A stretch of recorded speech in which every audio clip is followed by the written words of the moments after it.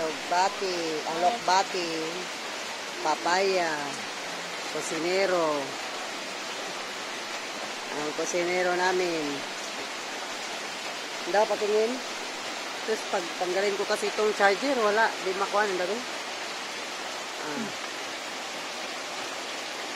Pagkatapos magkulo, ano nang sunod? Bitchin, asin, magic syrup, tapos Dami naman. ito sunod. Uy, nahugasan na yan, lubating. Wala ka diyan. Nagrabe hugas-hugas din. Yung ano niya, yung hugas tubig dyan, mo nalalagay sa planggana para ano. Dali na lang maghugas mamaya. Ganyan ang buhay mahirap. Buhay sa probinsya. Ba't nangalingking yan? Ayan. Yan, naman sakit yung kalingking na ako.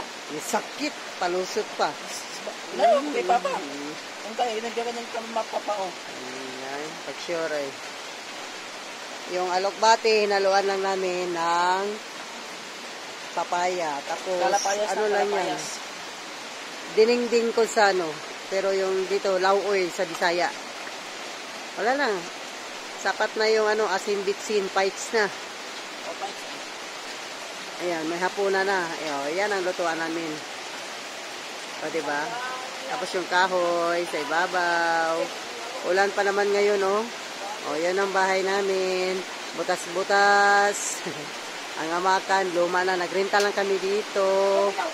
Wala naman kaming sariling lote at saka bahay. Renta lang lagi. Forever na siguro to. Yan ang, patihigaan. Yan. Simpleng buhay lang sa probinsya. Uy, baba.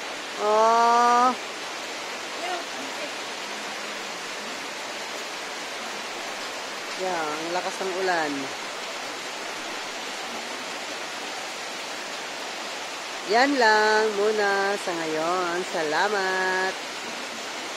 Dapat yung patang video, ang video. Saan? Patang pato, malinis. Meron pa daw. Pahabol. Ayan. Sana yun sila. Ayan may mga pato dyan sa likod namin. Diba? Ayahay sila. Yan lang. Kung nagustuhan mo yung video ko, paki-like naman, share, and paki-subscribe. Salamat!